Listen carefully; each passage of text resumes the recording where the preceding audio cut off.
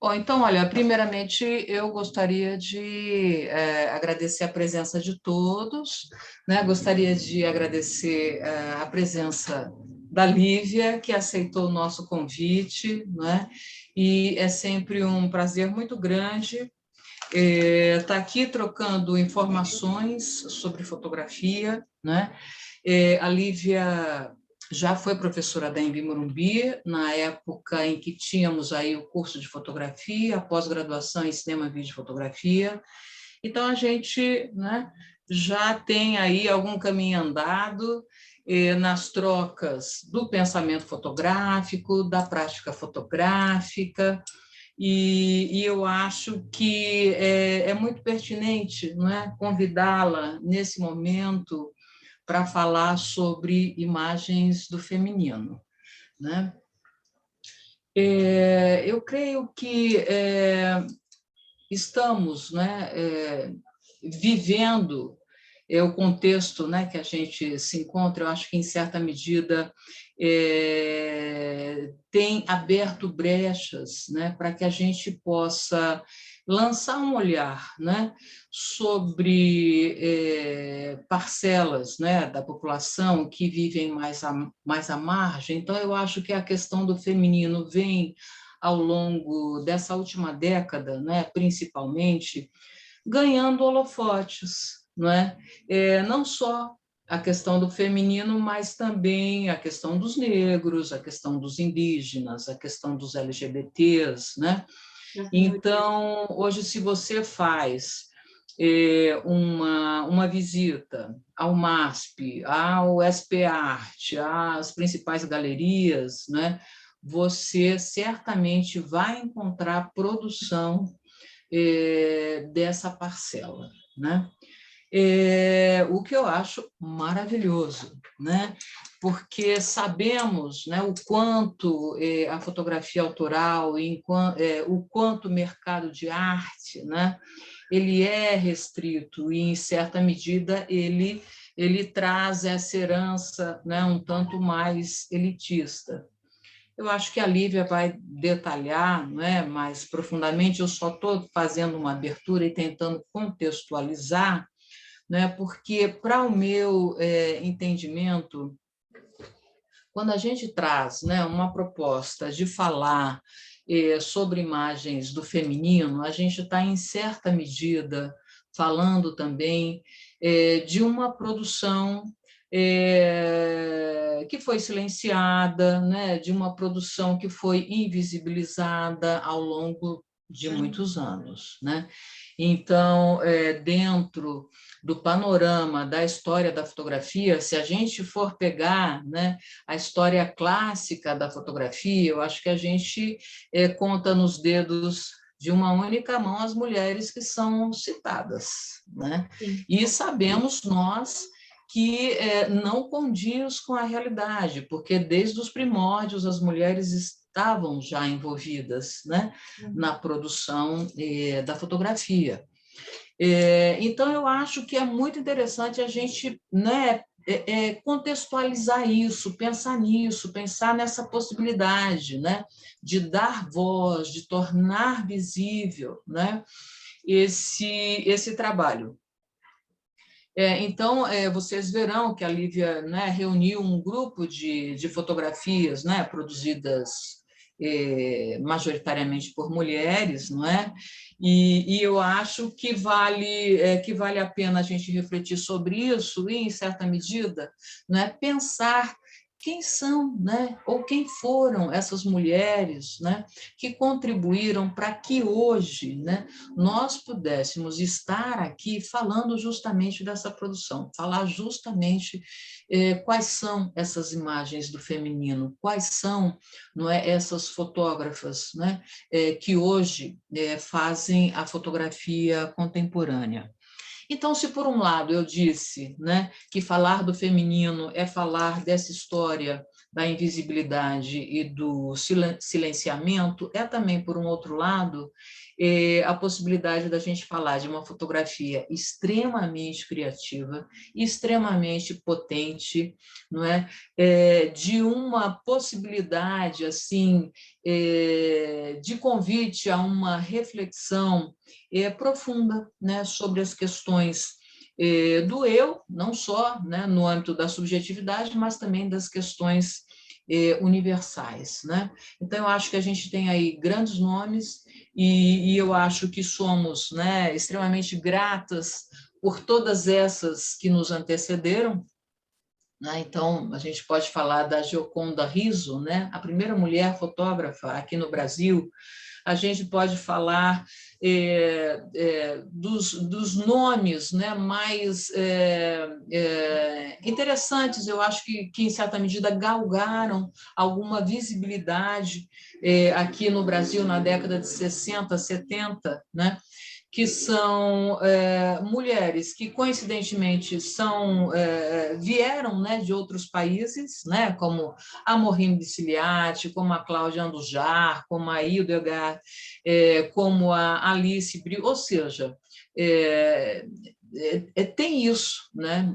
Enfim, de não serem mulheres brasileiras, coincidentemente, né? Mas que, de qualquer forma, contribuíram, né, com a produção da fotografia brasileira, né, com temas, né, extremamente importantes para nós.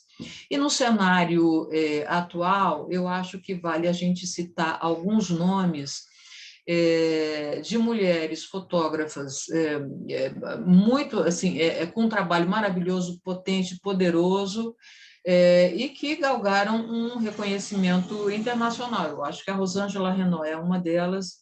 Eu acho que a Rosana Paulino é uma outra, essa em especial, além de mulher, é negra, além de mulher negra, ela vem de uma origem humilde, né?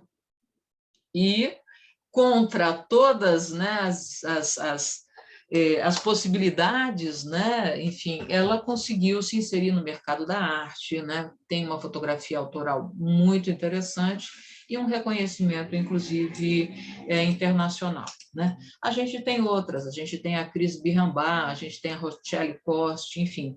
Então, fica aqui, né, o meu convite para quem está aqui ouvindo, que de repente possa se debruçar também, né, nesses nomes, nessa produção, porque é um trabalho extremamente sensível e poderoso. Então, assim, só para não me alongar, né, eu passo a palavra à Lívia, né, que vai se apresentar, vai falar da sua formação, da sua experiência, e depois, então, ela entra no específico da palestra. Lívia, obrigada, fique à vontade. Boa noite a todos. Luci, muito obrigada pelo convite. É um prazer estar aqui. A Luci foi minha coordenadora na INBI, né, tanto no curso de graduação quanto no curso pós-graduação, né, quando eu fui professora. E, enfim, a gente sempre teve uma colaboração assim muito prolífica, né, muito interessante. Sempre trouxe, acho que a crença sempre acrescentou muito para mim. E muito obrigada também a presença de todos aqui, né? Puxa, Lucia, assim, a sua introdução dá uma outra palestra aí também, você poderia presentear a gente, né? A gente Quem sabe, no outro momento.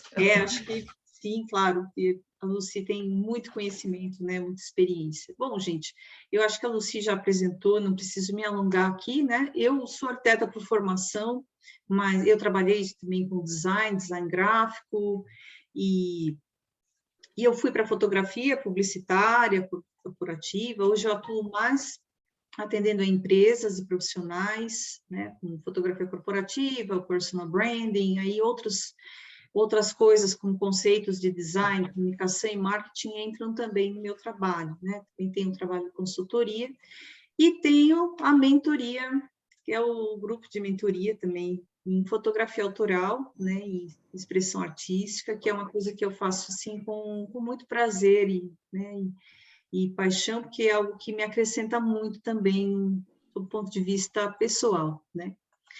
Bom, mas sem me alongar tanto, né? Vamos agora diretamente ao que a gente veio aqui discutir.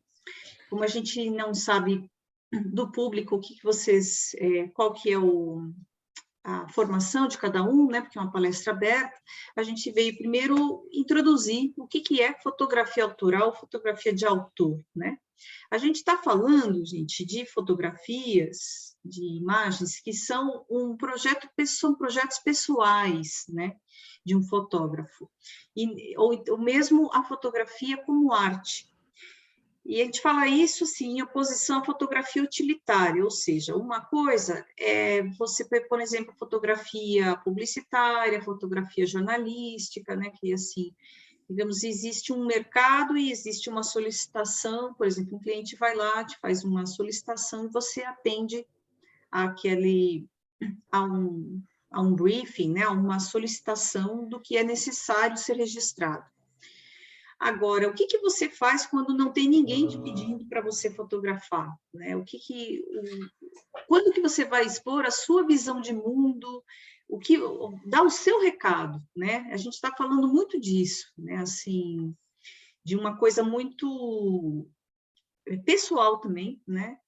Que é essa questão da autoralidade, quer dizer, se você conhece artistas renomados em todos os âmbitos, né? Seja, por exemplo, um escritor importante, ou um músico já consagrado, você fala, não, essa pessoa, esse profissional, esse músico, esse escritor, tem um estilo que eu reconheço de pronto, né? Tem uma assinatura, tem uma linguagem que é dele, que é própria, né? Então, a gente está falando que ele tem autoralidade, né?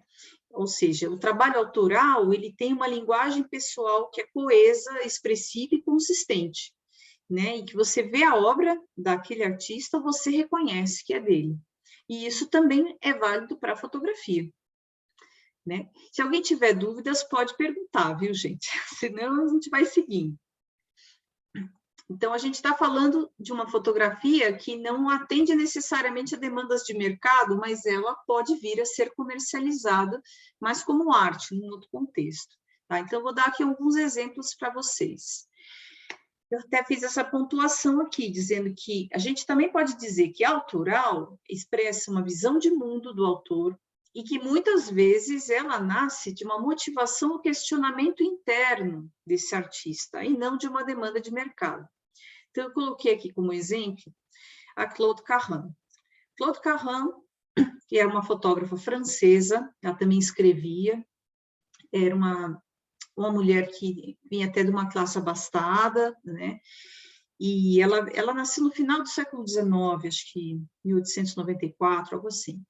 E ela teve uma atuação com a fotografia, principalmente nos anos 20, tá? No início, assim, dos anos 20 até 1930, numa época que a fotografia não era algo fácil nem acessível, né? Era muito experimental, eram os primórdios da fotografia moderna, quer dizer, era uma coisa que você tinha de ter realmente muita vontade de fazer, você tinha de entender das químicas ali, de como é que você fazia para revelar e tudo, não tinha essa coisa de eu mando revelar lá no laboratório, né, e no digital, então, nem sonho, né, era uma fotografia analógica, e ela fez várias experimentações. Você, por exemplo, essa imagem que a gente está vendo é um autorretrato dela, mas, na verdade, são duas imagens dela que estão sobrepostas, tem uma fotomontagem. E isso não foi feito no Photoshop, gente, não existia Photoshop, foi feito em um laboratório químico, né? Então, ela tinha essa vontade de experimentar com esse meio, né? E o título da obra é muito sugestivo, é O que você quer de mim, entendeu? De 1928. Nessa época, no final dos anos 20, o movimento artístico que estava, assim, efervescendo era o surrealismo, né? E que fazia muitas experimentações também, né? Inclusive procurando ver o que dava para você tirar ali da fotografia, né? Experimentações como, por exemplo, sobreposições de imagens, né?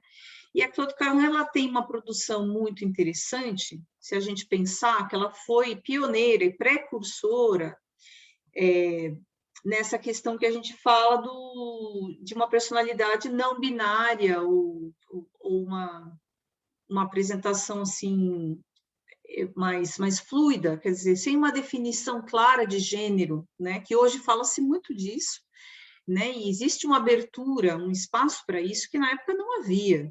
Na época era tudo muito fechado, era tudo muito rígido, os papéis sociais e sexuais eram muito bem definidos, quem era homem, quem era mulher, não era uma coisa, quer dizer, ela teve uma postura muito ousada e corajosa de se assumir como homossexual, assim, abertamente, à sociedade, e de fazer esses autorretratos, que são autorretratos que ela fazia de si mesma, né, com várias personas, né, assumindo, assim, diversas posturas de gênero, enfim. Isso era, digamos, uma novidade, né? O nome dela, na verdade, era Lucie Renée Mathilde Schwab, né? Ela nasceu em 1894 e faleceu em 1954. E, enfim, Claude Caron é um pseudônimo, né? Porque Claude é um nome que, em francês, ele serve tanto para homens quanto para mulheres, né? Ele é um nome que tem essa ambiguidade. René também tem, mas ela, enfim, ela preferiu assinar como Claude Caron e manter essa ambiguidade. Agora, o mais impressionante é que a gente tem, assim, alguns artistas muito cultuados no surrealismo, muito mais os pintores, mas mesmo os fotógrafos também, os experimentalistas, mas todos homens, né? O Man Ray, o Moholy-Nagy, né? Lissitzky, sei lá, tem vários nomes aí, mas, enfim, ninguém falava em Claude Caron. Isso é uma coisa que a gente começou a ouvir falar dessa artista há pouco tempo para cá, né? Lucy, não sei se você tem alguma outra informação. Mas... Não, eu acho que você está totalmente correta, né? Porque a um gente desses olha nomes assim, né? As que estavam à sombra, vanguardas. né? Uhum. Oi? Pode falar. Diga. Quando a gente Tá. olha as vanguardas. E realmente a gente não ouvia nome de mulheres, né? E a gente sabe que havia ali uma produção muito significativa, né? Então, de fotógrafas, de fotomontagens, a gente tem várias mulheres trabalhando, e inclusive é interessante pensar que as mulheres, nos primeiros anos, elas se dedicaram muito ao trabalho do laboratório fotográfico. Então, todo o processo de manipulação das imagens, eles eram prioritariamente feitos por mulheres, né? Inclusive no surrealismo. Depois você vai falar do Man Ray, né? E tem uma passagem também bem interessante, não é? Dele em relação a uma de suas namoradas, que também era que foi também uma das suas modelos, né? Nesses ícones que a gente conhece aí. Certo. Então, eu acho que isso é uma marca, eu acho que faz parte desse processo, né, de invisibilidade e tudo mais que a gente falou ali no começo. Tem que Está correto. lutar para trazer a luz, né? Porque elas ficam à sombra. Exatamente. Então, eu acho que hoje começa essa escavação desses nomes, desses trabalhos, e a gente vai vendo, né, Lívia, algumas conexões, assim, por exemplo, esse trabalho dela, eu acho que está muito alinhado ali ao trabalho, né, recente da Cindy Sherman, né? Então, tem uma conversa muito grande, assim, com nomes hoje, né, que despontam aí num percurso que já foi feito, né, por ela, mas que é isso mesmo, por aí. E foi uma pessoa realmente muito ousada que desafiou a sociedade do seu tempo, né? Por falar em Cindy Sherman, né? A Cindy Sherman é uma artista das mais consagradas da atualidade, né? Essa conseguiu, mas é uma artista contemporânea, né? Ela nasceu em 54, se não me engano.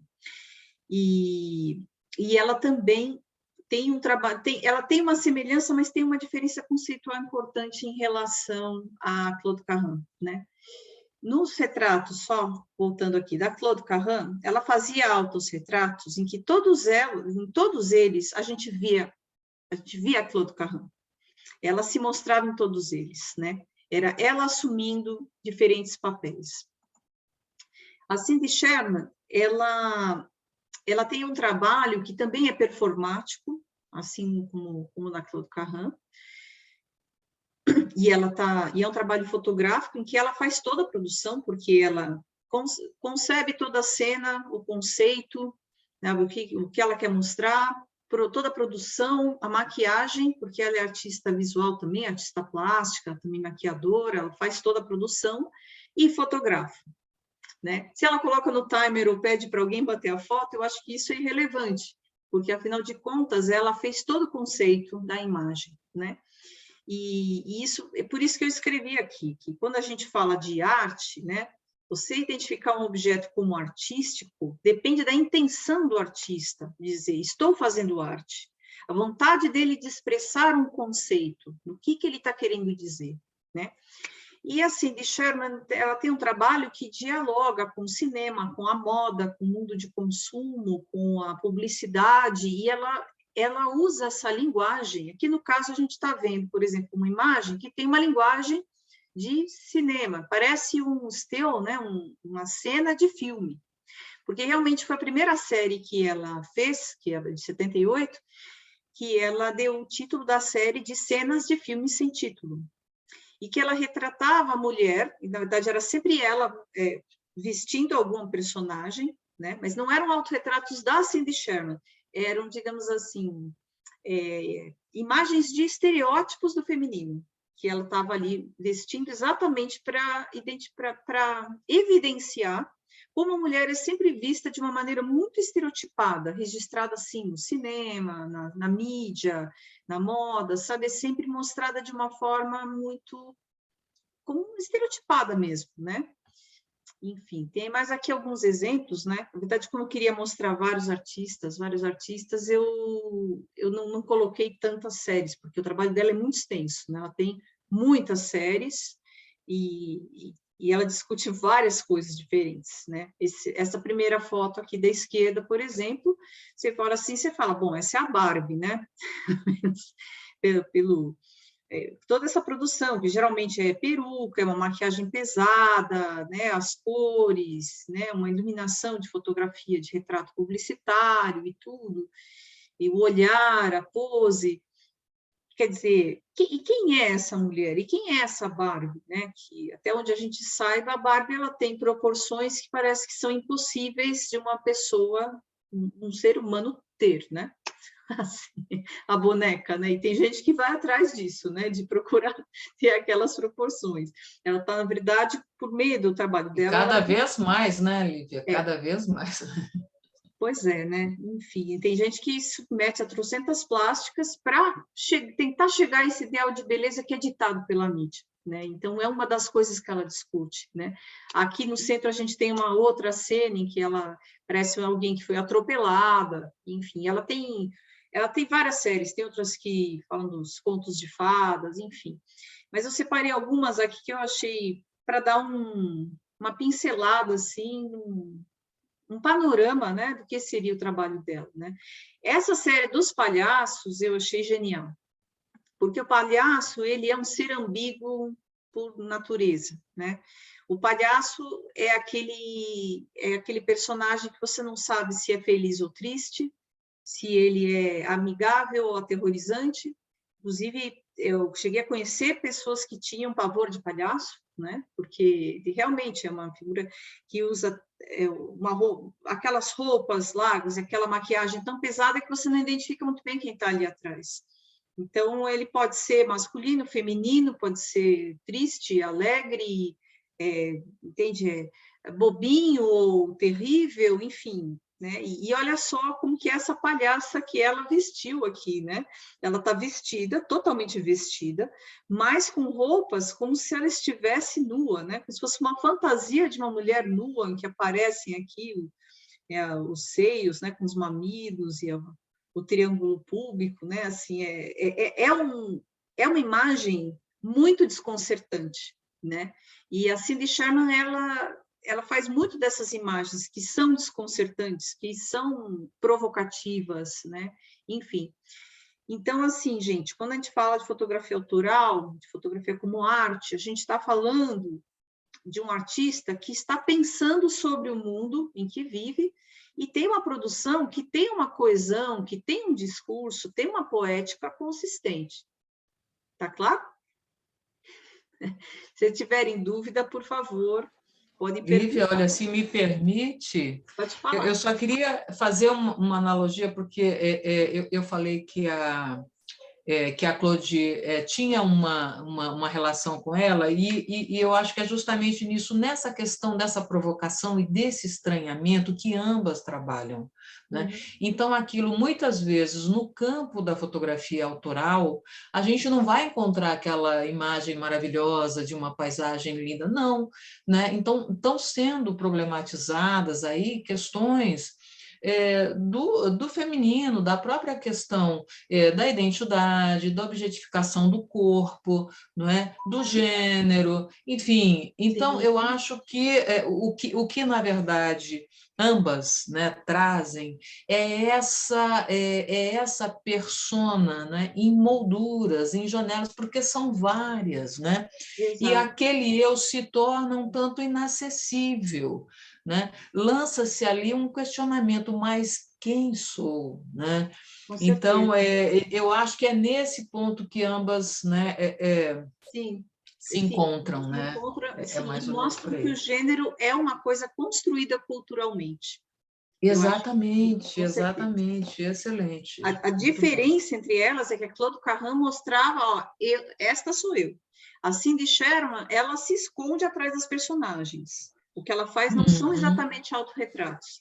Ela é geralmente quem está posando, né? Exceto quando ela trabalha com bonecos e próteses, outras coisas, mas geralmente é ela que está lá, mas ela Uhum. está querendo mostrar outras imagens que não um autorretrato da Cindy Sherman, né? Da É artista. verdade.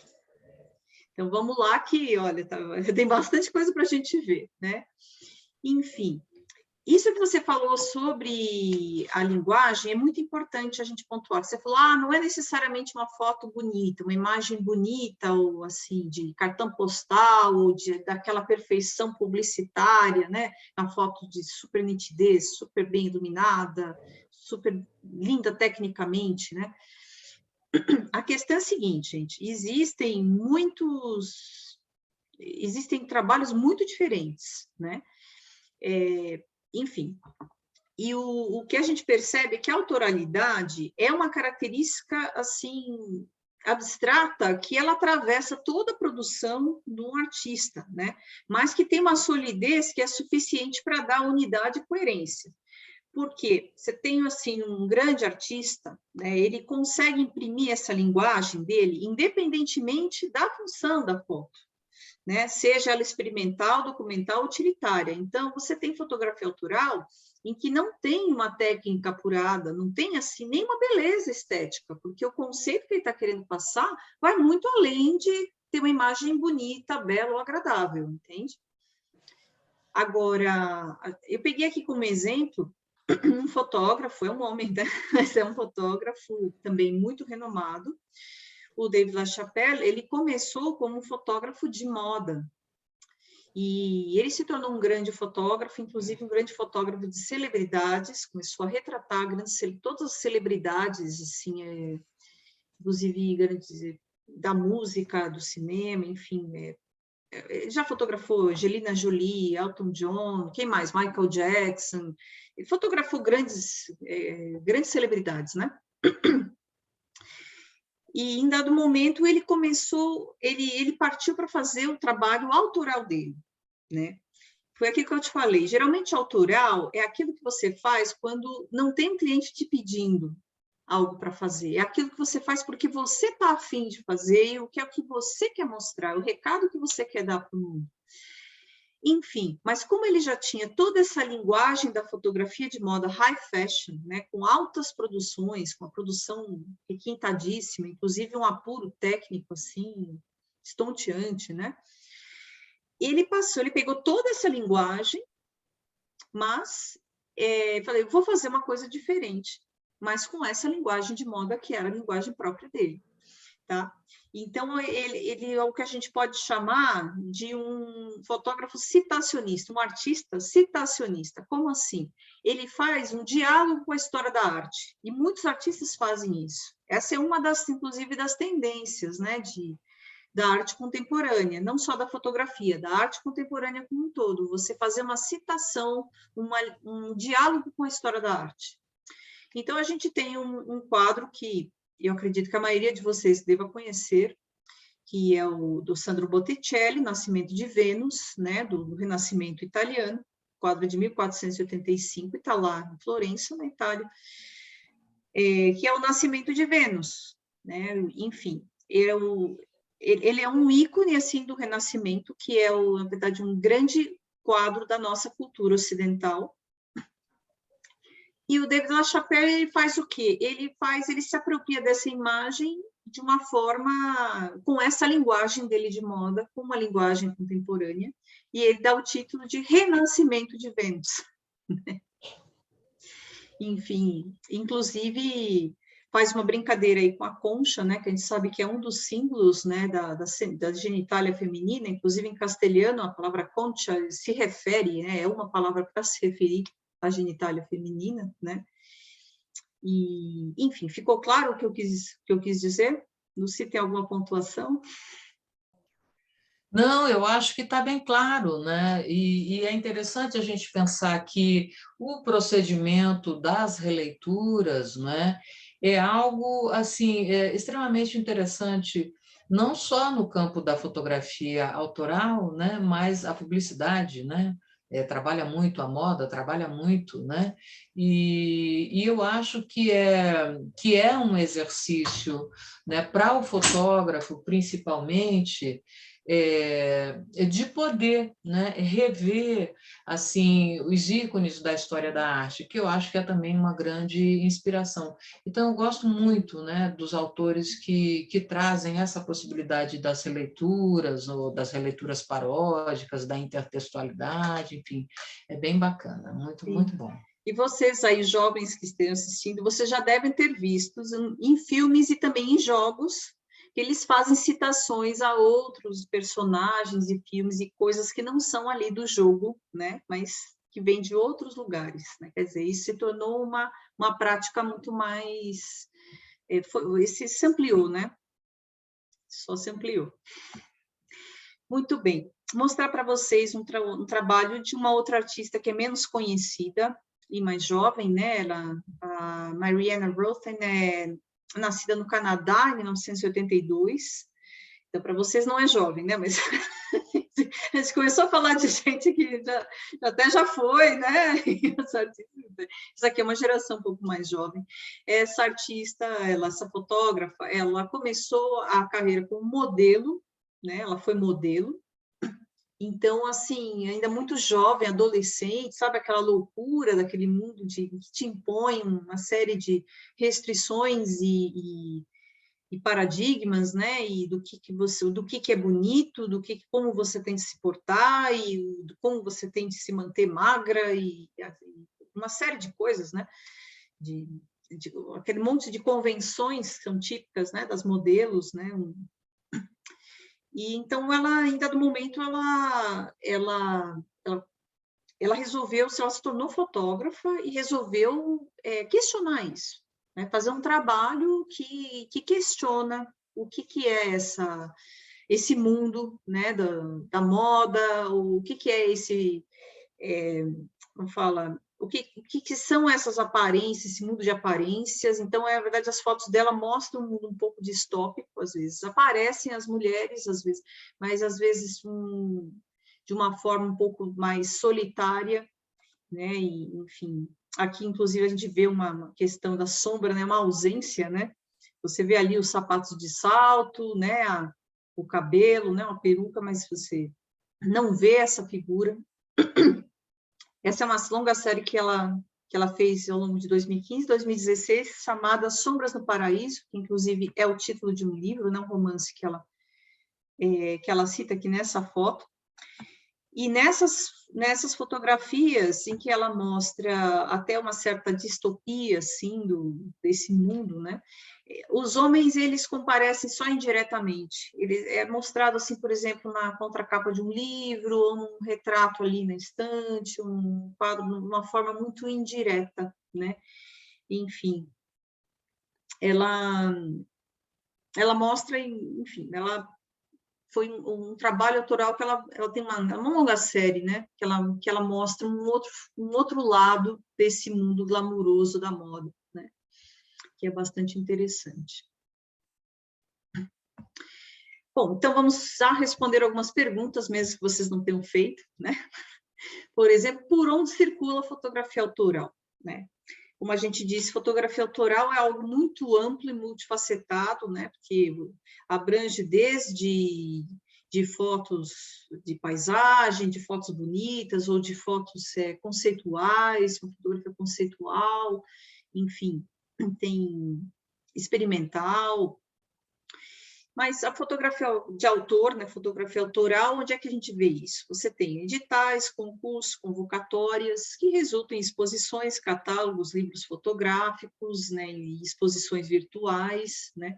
E são os caminhos assim mais usuais para que os autores se tornem conhecidos. Então, se alguém aqui está pensando em desenvolver uma carreira como artista, fotógrafo, né, como ter o seu trabalho próprio, autoral, reconhecido, o caminho seria esse, seria procurar os editais, os concursos, as convocatórias. Eu vou até falar antes que eu esqueça, tem um perfil no Instagram que se chama Emerge Primeiramente, Arte. produzir, né, Lívia? Primeiramente, produzir, né? Então, assim, Sim. tem que pensar num tema, se apropriar daquilo, estudar, pesquisar, produzir. Aí vai para a rua. Mas isso tudo, exato, é um segundo momento, né? É depois que você já se encontrou, porque primeiro você precisa encontrar a si mesmo e entender o que é, o que você quer dizer para o mundo, enfim. Então, você tem de começar a frequentar, conhecer os trabalhos desses artistas, tem de conhecer mais referências, não só de fotógrafos, mas da arte como um todo, né? Porque você pode se inspirar, por exemplo, com a história da arte, com a pintura, com o cinema, com o teatro, com a poesia, quer dizer, tudo isso pode servir como um motor para a sua produção, né? E o que você quer dizer mesmo? O que você quer dizer para o mundo? Então, você primeiro precisa se encontrar e produzir, e depois ir atrás dos editais, das convocatórias, né? Enfim, aqui eu coloquei como exemplo a montagem de uma exposição no Instituto Moreira Salles. Para quem é da capital, do São Paulo capital, Instituto Moreira Salles é um lugar muito interessante, dedicado assim à fotografia. Tem, acho que a maior biblioteca de fotografia da América Latina, se não me engano, né? Uma das maiores, se não for a maior. E é um lugar muito interessante para se visitar, que sempre tem mostras de diversos artistas, diversos fotógrafos, né? Mostras, cursos, palestras, filmes. Então, assim, realmente é um lugar muito bacana para a gente frequentar. Outra coisa, aproveitando aqui o gancho, eu assim recomendo muito para quem quer seguir, né, essa carreira da fotografia autoral, vá em exposição. Gente, aquilo é um templo para quem quer aprender. Além do que, ela é muito instigante, né? Porque você se deparar com o trabalho de um autor na galeria, no museu, olha, assim, uma experiência de contemplação e de provocação assim muito singular. Eu arrasto os meus alunos todo semestre, né, para ir nas exposições e muito recomendo importante. muito. Beleza. Alguém a ama? Que bom, Carol, ela vai sempre. Bom, Luci, vou correr um pouquinho, tá? Porque eu estou no slide 13 de 47. Nossa, vamos lá, Lívia. Vamos lá, daqui a pouco tem uma hora que a gente está falando aqui. Muito bem.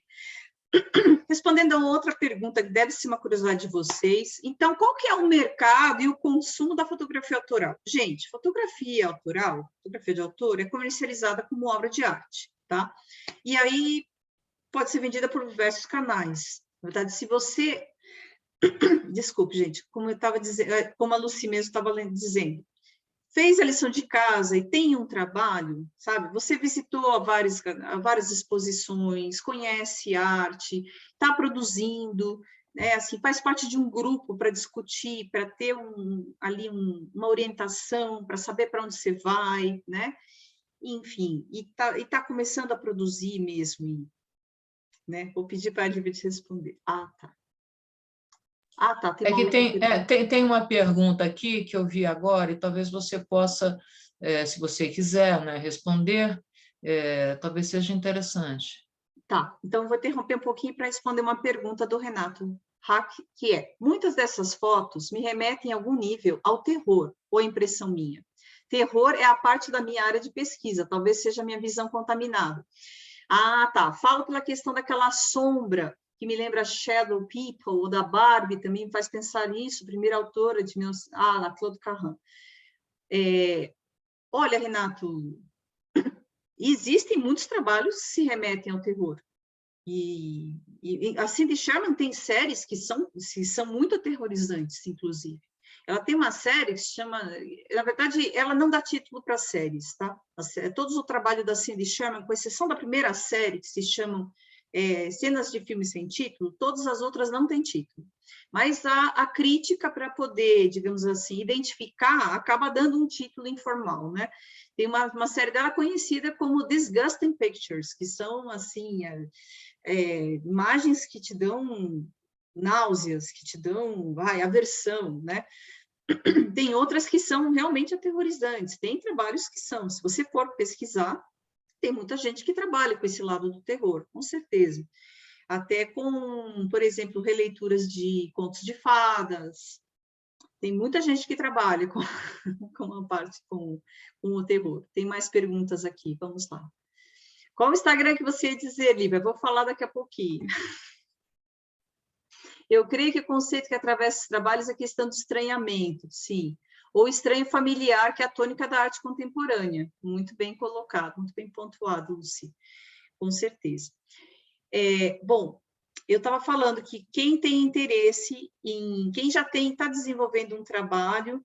De nada, Renata. Estamos aqui para responder. Quem já está desenvolvendo um trabalho autoral e tem interesse em saber como é que eu posso participar de um concurso, de uma convocatória, onde é que eu fico sabendo, tem um Instagram que chama Emerge Artes. Emerge Artes, eu coloquei aqui no chat, tá? É um canal possível, tem vários, tá? Esse aqui eu acho que é mais fácil porque está no Instagram, que eles publicam diversos concursos e convocatórias. Né? Mas eu acho que um canal importante também, uma coisa importante para quem está querendo se aproximar disso, é participar de grupos de estudo, né? Porque é lá que você vai fazer relacionamento, que você vai entender melhor como essas coisas funcionam, vai conhecer pessoas, vai conhecer referências, e vai afinar o seu trabalho também, né? Enfim, e como a gente estava dizendo, sobre o mercado e consumo da fotografia autoral, tem artistas que vendem a sua própria produção. Como? Faz um e-commerce no próprio site. Aí você tem vários níveis, né? Tem gente que vende foto para decoração, por exemplo. Então, você tem de fazer coisas que caiam num certo gosto popular. Você tem de entender que uma obra conceitual, a pessoa pode não querer ter na sala de estar, né? E existem, enfim, você tem de ver qual que é a sua linha de produção autoral, né? Qual que é a sua pegada, porque se você está querendo fazer um trabalho mais conceitual, então realmente algo mais ousado, aí o caminho é outro, né? É mais um caminho para você expor isso em outro contexto, mais para os centros culturais ou até museus, mas até você se tornar famoso tem um chão aí, tem um caminho a ser percorrido, né? Bom, sobre o valor de uma obra de arte, que é uma curiosidade que muita gente tem, né? Aqui cabe a gente fazer um esclarecimento, né? Existe um conceito que é o seguinte: quando você fala o que é um item fungível, uma palavra meio esquisita, né? Mas até é do direito isso. O item fungível, por exemplo, dinheiro, é algo que pode ser trocado por outro de mesmo valor. Digamos que eu tenho uma nota de R$10, eu posso trocar por 2 notas de R$5. O valor se mantém. Então, são itens fungíveis, são, por exemplo, notas de cédulas de dinheiro. É uma coisa que eu troco e mantenho o valor. Obras de arte são consideradas infungíveis, não fungíveis, porque são coisas que têm um valor único e insubstituível, né? Por exemplo, a Mona Lisa, né? Ela tem toda uma aura de ser única e insubstituível, né? E ela tem esse valor dela, que hoje, quer dizer, ela não está à venda, mas eu vi na internet rapidamente, tá, gente? Não posso dizer que seja verdadeiro, mas é uma estimativa que ela deva valer perto de $1 bilhão, enfim, estima-se que possa valer cerca de $1 bilhão. Por que ela vale tanto? Primeiro, porque ela é uma obra muito importante para a nossa cultura, né, dentro do contexto do Renascimento e tudo, né? E também por ela ser única, insubstituível, e você saber onde ela se encontra. Então, na verdade, quando você faz a referência de uma obra de arte, a citação de uma obra, o correto é você citar desta forma aqui, ó. Você coloca o nome do autor, completo do autor, o nome da obra, as dimensões dela, a técnica, o ano que ela foi produzida e o local onde ela se encontra. Se ela fizer parte da coleção de alguém, você não precisa citar de quem, você coloca a coleção particular. Então, quer dizer, a gente sabe que a Mona Lisa está lá no Louvre e é única e insubstituível, por isso que ela vale quase $1 bilhão. Agora, qualquer um pode ter um pôster da Mona Lisa na sala de casa, se quiser, né? Que não vale quase nada, vale alguns poucos reais, você compra aí, né? Se você entrar aí, algum chinês deve estar imprimindo, né? Assim, vendendo as reproduções, sim. Você fala, porque esse de uma cópia não é o original, não tem a aura de ser original, né? Isso é uma discussão bastante complexa, né, gente? Mas eu acho que ela é muito pertinente, porque a gente vive na era da fotografia digital. Eu já vou chegar lá, eu vou dar uma corridinha para não perder o fio da meada aqui. Por que os colecionadores compram uma obra de arte, então, e pagam $milhões por ela? Pela posse de algo único, que ninguém mais vai ter, porque ele admira profundamente e é fã daquele artista ou daquele movimento artístico, para adicionar um item exclusivo à sua coleção, e colecionismo é algo muito mais amplo do que obra de arte, né? Tem gente que coleciona carros, coleciona selos, coleciona tudo que é infungível, né? Que é único, que tem, pode dizer, de uma tiragem muito limitada, né? Ou pela possibilidade de valorização para uma futura revenda. Então, gente, quem compra um violino Stradivarius, geralmente, eu diria que em 99% dos casos, nem sequer é violinista, nem sequer sabe tocar violino e jamais vai usar aquele instrumento para tocar. Ele vai comprar aquilo como um item raríssimo e mantê-lo assim, intocável, em condições ideais de temperatura e umidade, tudo, sem pegar sol, com todo cuidado, para valorizar, entende? Ele não vai comprar para tocar. Né? Aí que está. Por que se compra uma obra de arte e tem essa coisa do mercado da arte, é o mercado mais cruel que existe, né, gente? É uma loucura. Porque você tem uma questão de valorização desse item. Então, quando você compra a obra de um artista, você está apostando que esse artista vai bombar e vai valorizar e vai valer mais amanhã, para você poder revender, né? É um bem como outro qualquer, um investimento. Investimento de risco, tudo tem um risco, né? Calculado. Né? E no caso das fotografias, gente, porque a fotografia até o início do século XX não era nem considerado arte, né? Na verdade, a fotografia ela surgiu no final do século XIX, né? E até os anos 20 ali, do século XX, era uma coisa experimental que alguns queriam fazer arte com aquilo, mas muita gente não considerava arte, não considerava algo digno de arte. A arte era pintura, escultura, né? Mas, no entanto, a fotografia hoje ela é reconhecida como arte. Mas como é que você faz, já que ela é um item reprodutível, já que eu posso fazer inúmeras cópias? Aí criou-se o conceito de tiragem, que é o mesmo que já existia para as gravuras, né? Então, é o seguinte, a fotografia autoral, você tem de ter um certo número de cópias daquele original, entende? E quanto mais cópias você tem, é o mesmo conceito da inflação, gente. E quanto maior o número de cópias, menos elas vão valer. Se você fizer só 5 cópias, 2 cópias, 3 cópias, assim, pouquíssimo, cada uma delas vai valer muito mais, né? E à medida que digamos que você tenha uma tiragem de 10 cópias de uma determinada obra, você começa a vender. À medida que você vende, vão sobrando menos, elas também vão subindo de preço. Entende? Então, o jogo é esse, entende? Você tem uma tiragem limitada. Eu peguei aqui, olha, como exemplo duas notícias muito recentes, acho que as duas são de mais ou menos maio deste ano, tá? Notícias bem atuais. Primeiro, fotografia mais cara da história volta a ser de Man Ray e foi vendida por 12 milhões de dólares, tá, gente? Fala assim, nossa, 12 milhões de dólares por uma fotografia? Não, 12 milhões de dólares por uma obra de arte. Quem comprou? Comprou uma obra de arte, como se comprasse um quadro, tá? E já vou falar detalhadamente disso daqui. E a gente tem uma outra notícia aqui, que é uma pintura do Andy Warhol, que é dos anos 60, né?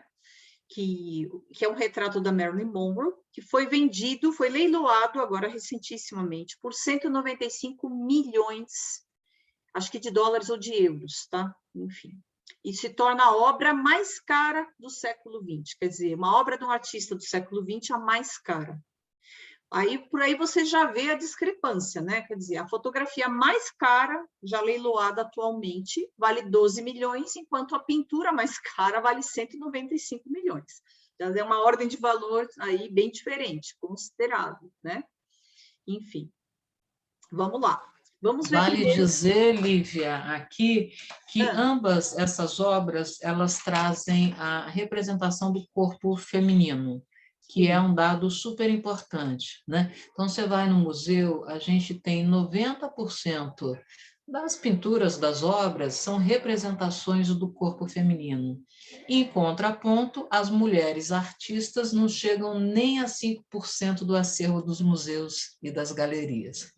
Isso é bem importante de pontuar, com certeza, Lucy, porque veja, esta fotografia que foi leiloada como a mais cara, né, da atualidade, ela é contemporânea das fotos da Claude Cahun, mas é de um contemporâneo, ser um homem, do Man Ray, que é um artista norte-americano que viveu na Europa, né, viveu lá em Paris e tudo. E ele fez essa foto enfim, essa modelo, a Kiki de Montparnasse, ela, inclusive, foi também sua namorada, amante, tudo.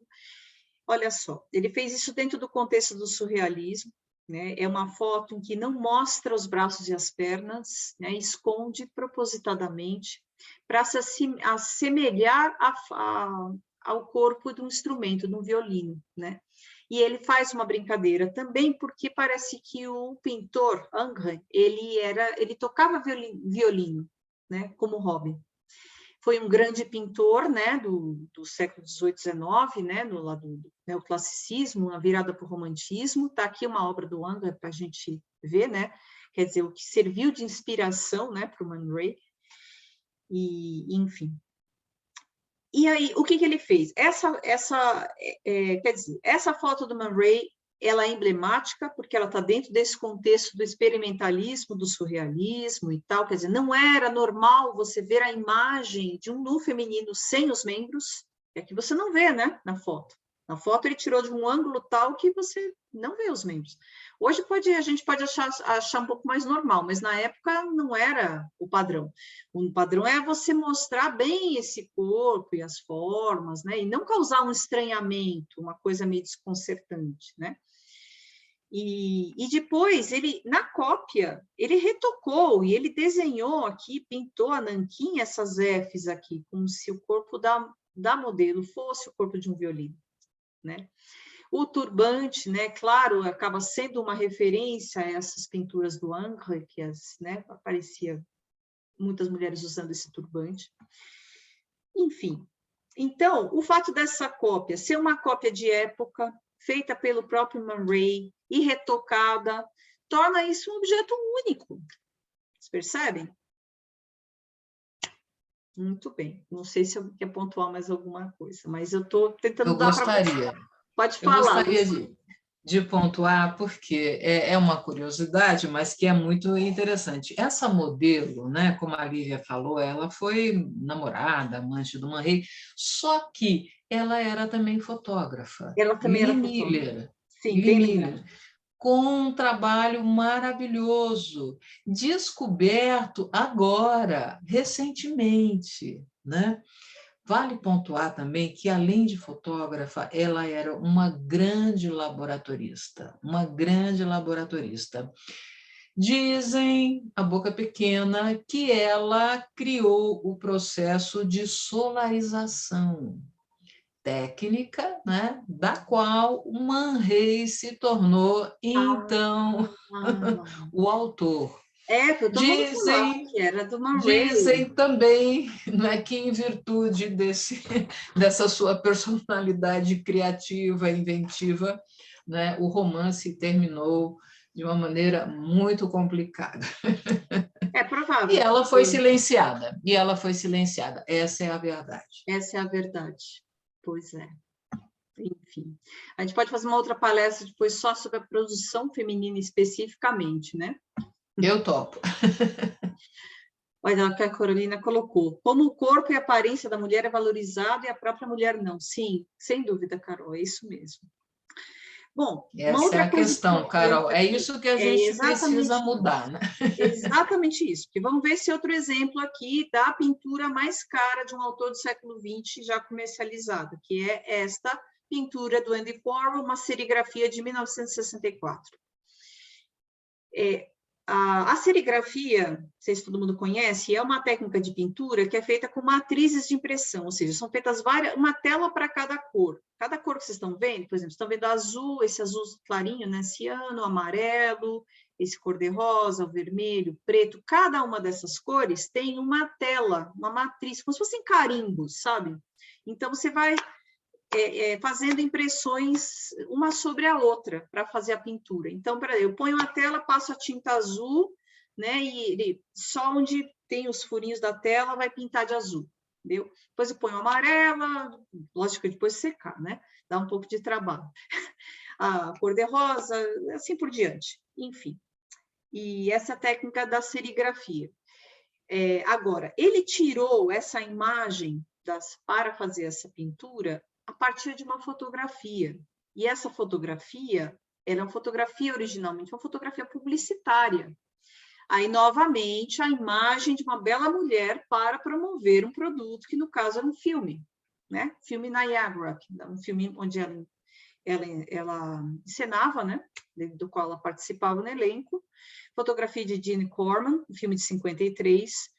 Então, é um filme, a foto é publicitária. Aí, o Andy Warhol, no contexto da pop art, lá nos anos 60, que foi um movimento artístico que buscava evidenciar essa sociedade de consumo, ele pegou rostos de alguns artistas que já estavam sendo tratados como ícones de consumo, como a Marilyn Monroe, Elvis Presley, até Mao Tse Tung, que na verdade era um político, mas foi também uma imagem que você via pelas mídias, né? Enfim. E ele faz uma pintura dela baseada nessa foto. Então, é no mínimo uma ironia que a pintura mais cara de um autor do século XX seja feita tenha sido produzida a partir de uma fotografia publicitária, né? Bom, gente, prosseguindo, só para saber, vocês viram aqui, então, que essa pintura aqui do Andy Warhol foi comercializada recentemente, né, leiloada por 195 milhões de dólares. O recorde anterior era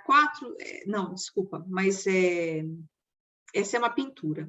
A fotografia mais cara da atualidade é esta aqui, é a fotografia do Man Ray, que foi comercializada, agora leiloada este ano por 12 milhões de dólares. O recorde anterior era uma fotografia do Andreas Gursky, né, chamada Rio Reno 2, né, Reno 2, de 1999, foi leiloada em 2011 por 4,3 milhões de dólares. Eu não vou entrar agora no mérito, dizer por que essa fotografia tem valor, porque isso aqui daria uma outra aula, né?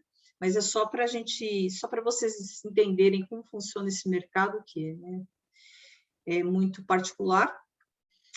E antes dela, o recordista era uma foto da Cindy Sherman, que a gente já falou da Cindy Sherman, né?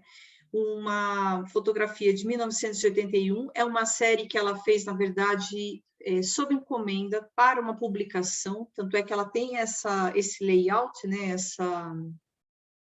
era para sair numa revista, por isso que ela tinha esse formato específico, era uma série de fotos que tem esse formato, e essa daqui ela foi leiloada é uma casa de leilões muito famosa, Christie's, né, em 2011, por 3,89 milhões de dólares. Na época foi um recorde, né, foi quando começaram, assim, os colecionadores começaram a olhar mais para a fotografia como arte, como algo que tivesse realmente valor, né. E, é claro, essas fotos têm tiragem muito pequena, né, gente? Não sei exatamente quantas, mas essas fotos leiloadas por esse valor têm uma tiragem de, no máximo, 5, né, exemplares. Bom, vamos mencionar rapidamente que existe a criptoarte, não sei se todo mundo já está sabendo, mas eu acho que a gente tem de mencionar, porque, afinal de contas, é uma novidade aí do momento, né, que surgiu nos últimos anos, e que é a criptoarte ou NFT. O que é a criptoarte? É um termo criado para essas obras virtuais que são registradas em blockchains. Então, isso assim, em resumo, o que é isso? Cada peça, cada obra tem um código que valida sua originalidade e autenticidade, semelhante ao processo das criptomoedas. Então, na verdade, aquela obra, ela pode ter, você pode ter, digamos, um JPEG dela aí no seu computador, mas essa obra ela está registrada numa determinada plataforma, tá? E, enfim, então ela tem esse valor porque ela é única. É uma maneira de retomar essa unicidade, né? Que a reprodutibilidade tinha minado, né? Não sei se eu me fiz entender. Aqui, como exemplo, um NFT associado a Everydays, que atingiu um recorde aqui no leilão em março do ano passado, 69 milhões no leilão, né?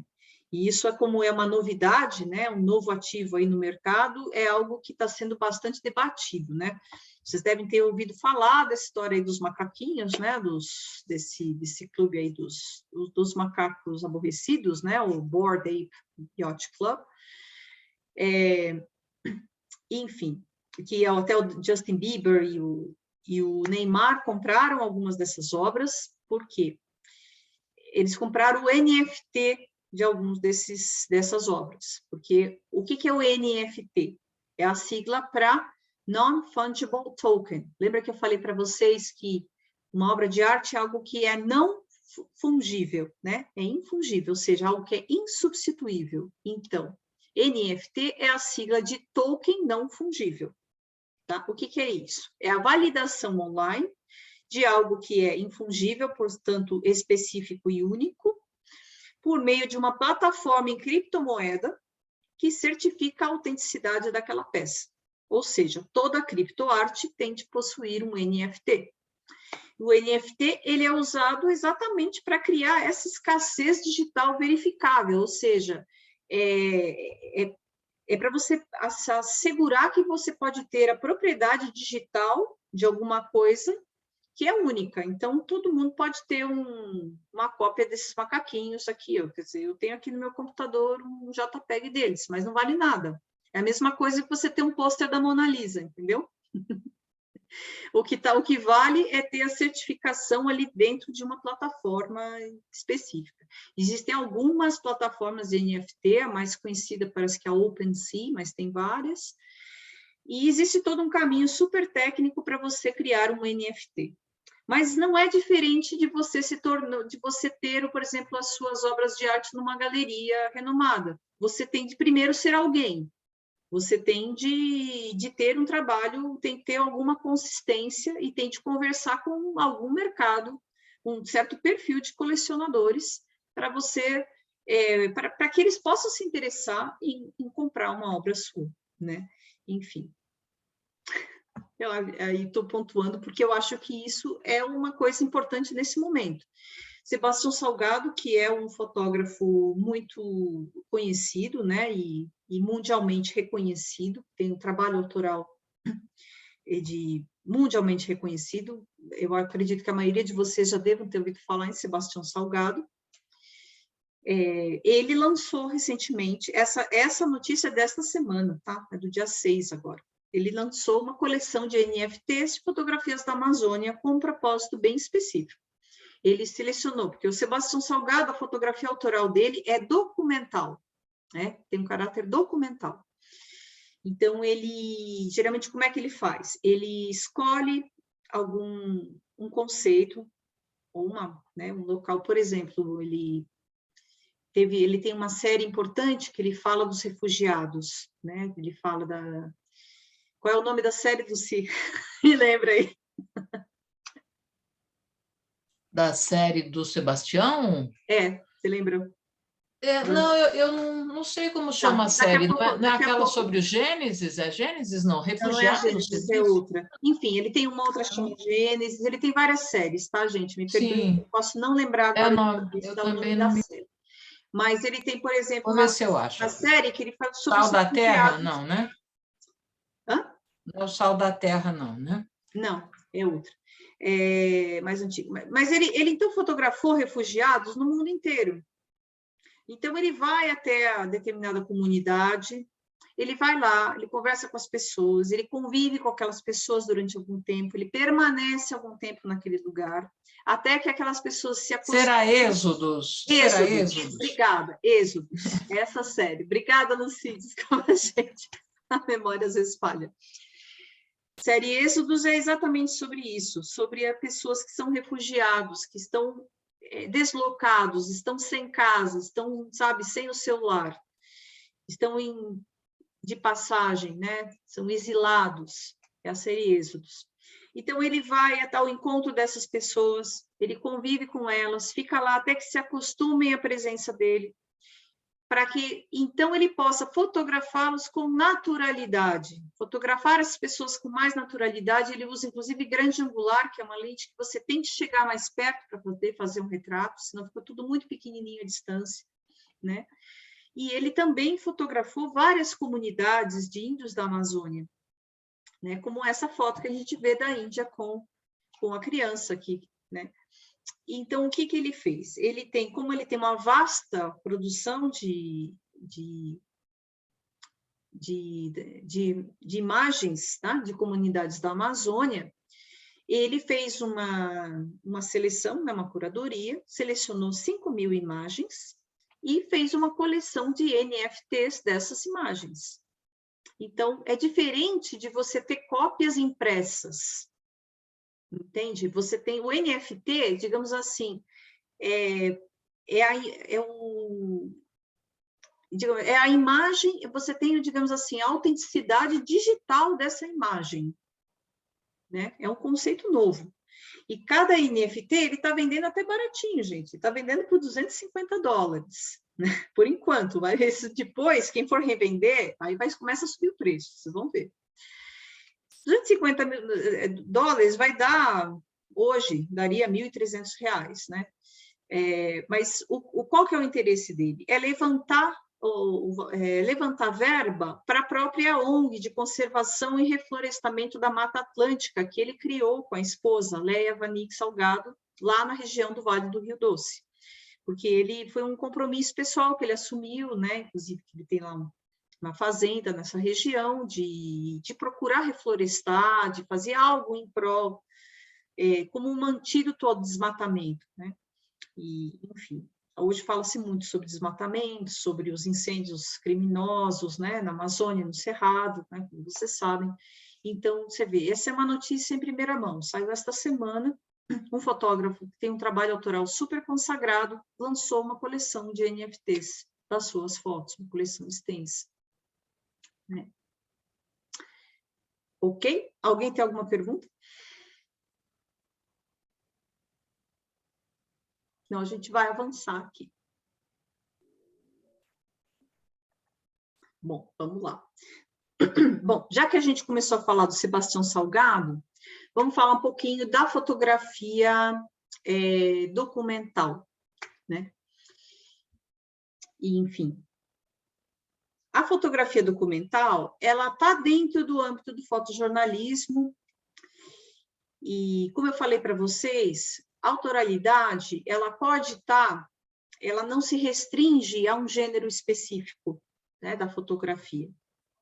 E aqui a gente tem o trabalho, por exemplo, de uma fotógrafa, a Irina Werning. Ela é argentina, de Buenos Aires, ela é uma fotojornalista freelance, e ela também desenvolve trabalhos autorais de, como fala, de projetos assim mais longos, né? De documentação por um período um pouco mais longo. E o trabalho dela é multifacetado, ela tem, assim, diversos ensaios com temáticas muito distintas, né?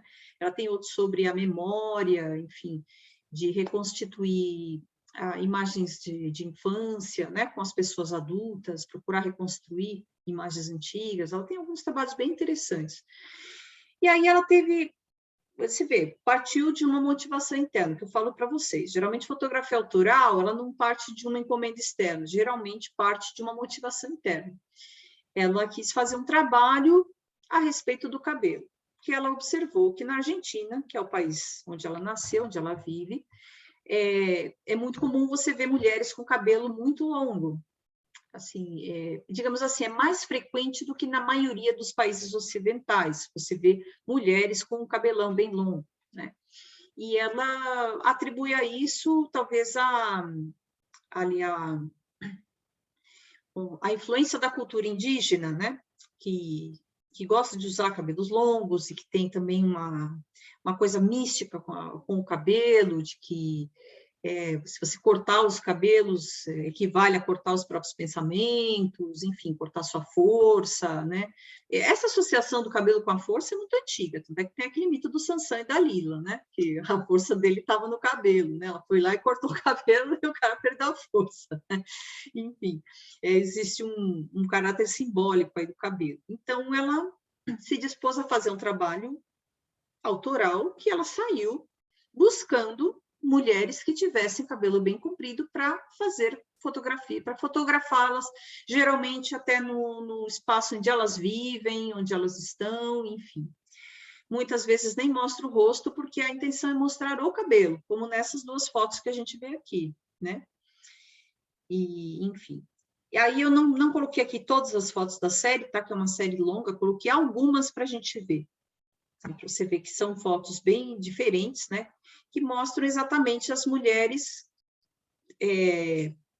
de diferentes idades, diferentes classes sociais, diferentes contextos, né? Enfim, um contexto mais urbano, ou estudantes, ou um contexto mais rural, mas o que tem em comum? A questão do cabelo muito longo, né?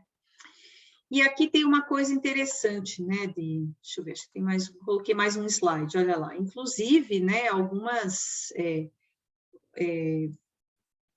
Olha só, eu achei engraçada essa foto, interessante essa foto, né? Que elas estão aqui como que pendurando o cabelo para secar no varal, né? Não sei se é uma brincadeira ou não, se foi. Enfim, tem algumas fotos que são um pouco mais divertidas, né? Uma outra foto aqui que mostra esses adornos, né? Que as moças fazem nos cabelos, uma das outras, né?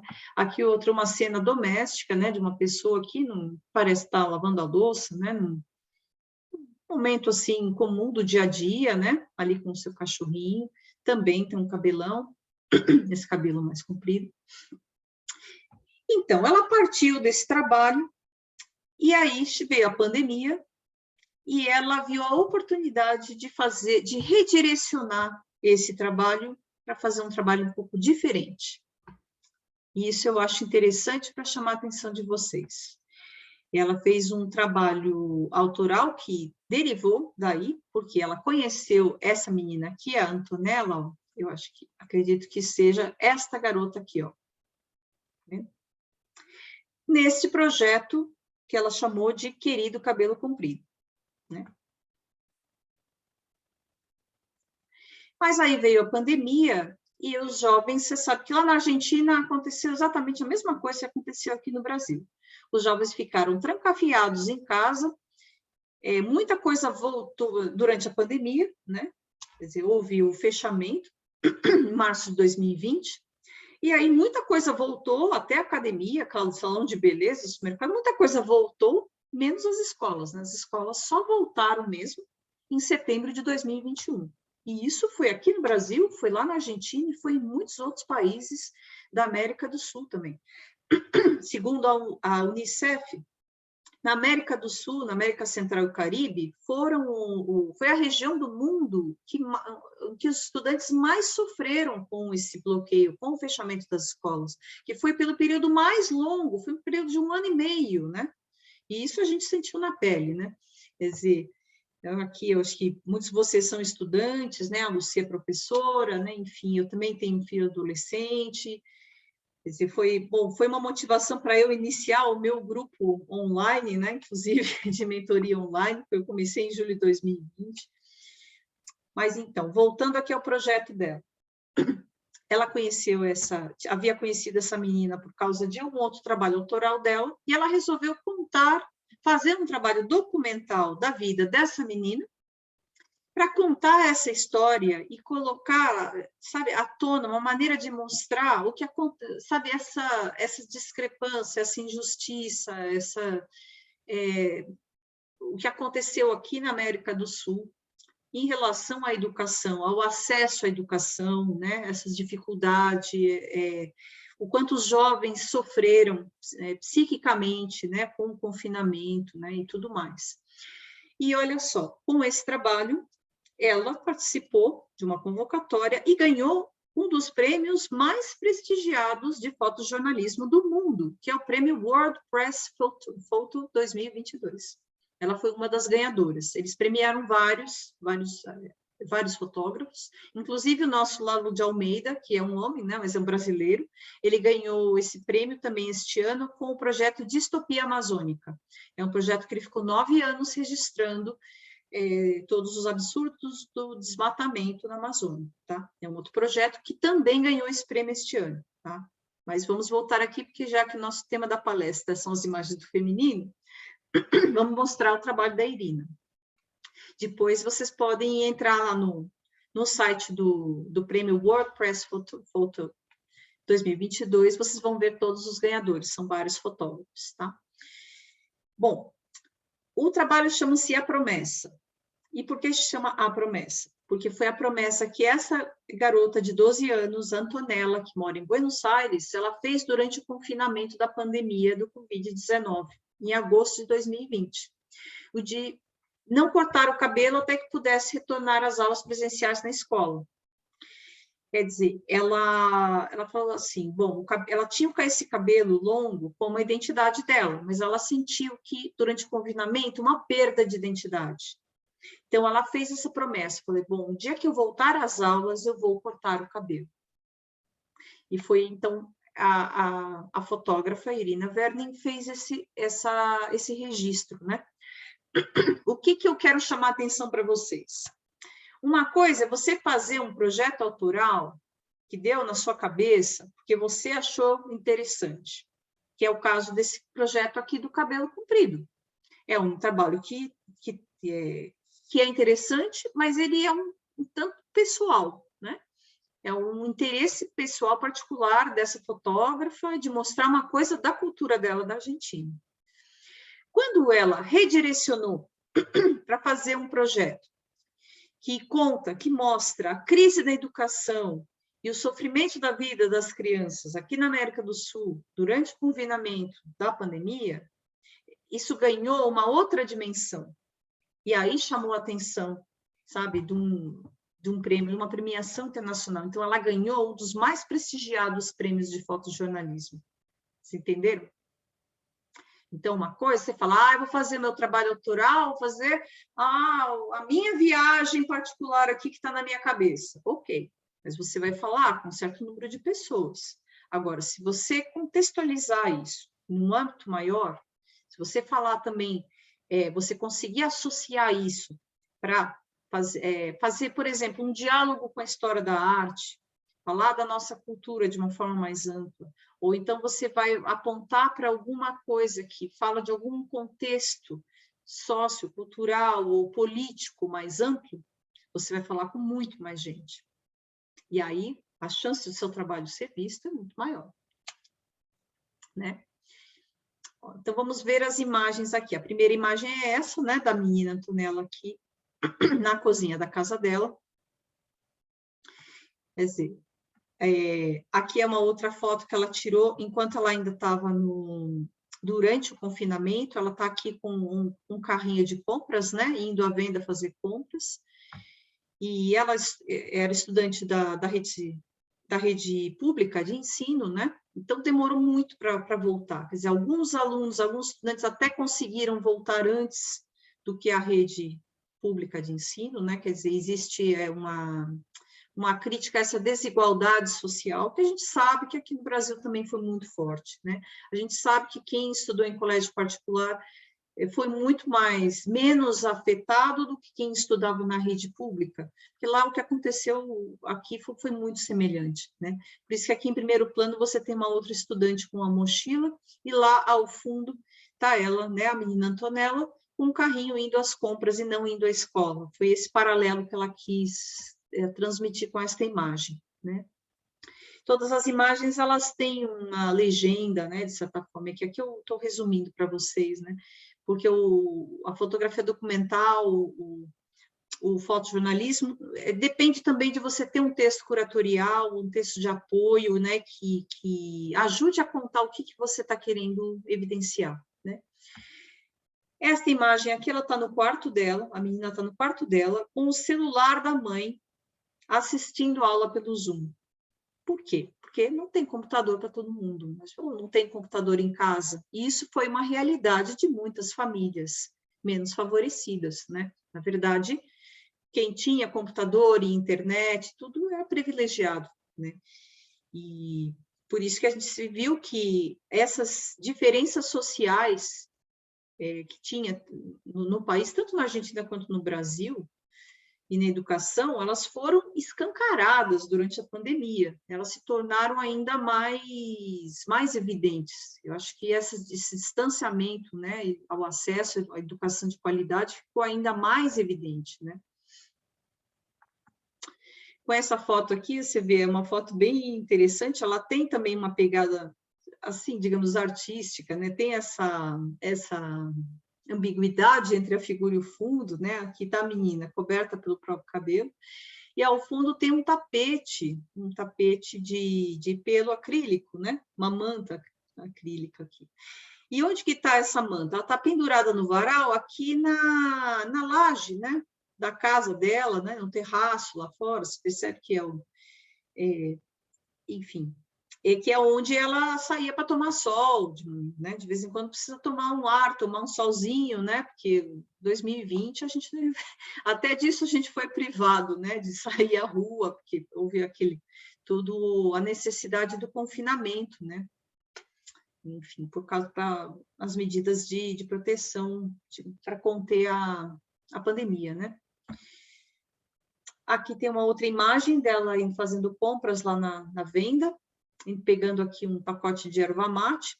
Ela está junto com a irmã e a mãe, e você vê que ela tem todo um trabalho aqui, assim, elaborado, né, de trança com o cabelo, né, de prender o cabelo, que foi a irmã dela que fez. Quer dizer, mostrando que esse cuidado aqui, com o cabelo, foi uma das distrações que as meninas encontravam em casa durante a pandemia, né?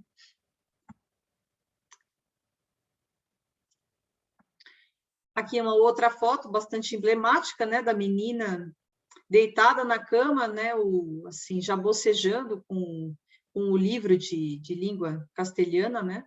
Seria um livro didático, né? Para nós seria de língua portuguesa, né? Um livro didático, quer dizer, o quanto era difícil estudar durante a pandemia, só com as aulas online e tudo, e ainda mais para quem tinha um acesso precário, né?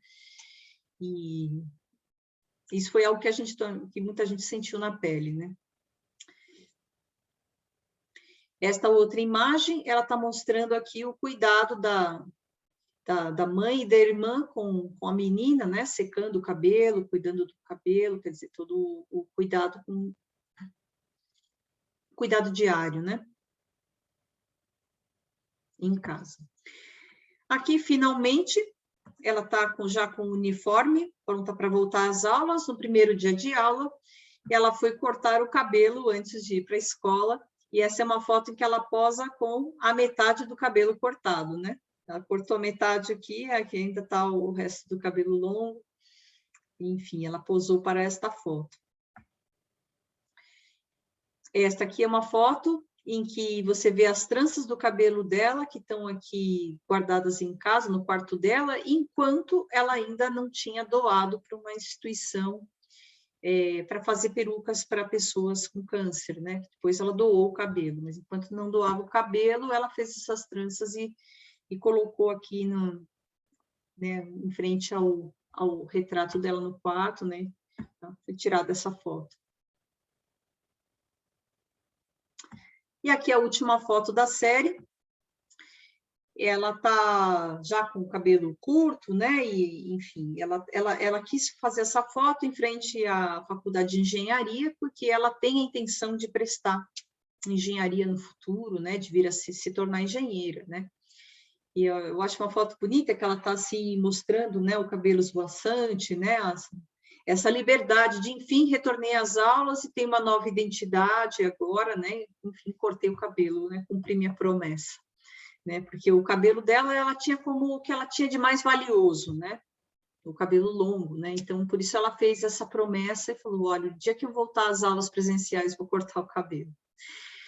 E aqui a gente tem o comentário do júri, né? Sobre essa série. Eu acho que é interessante a gente ver esse feedback para entender, né? Porque esse projeto ganhou um prêmio tão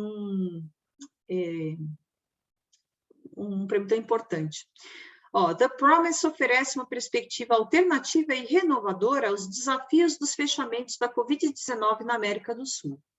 As muitas camadas do projeto abordam os efeitos de longo prazo da pandemia nas crianças e questionam como estas podem se engajar na exigência de igualdade de acesso à educação. A fotógrafa olha para além da narrativa da vitimização e aborda a questão de forma positiva e edificante.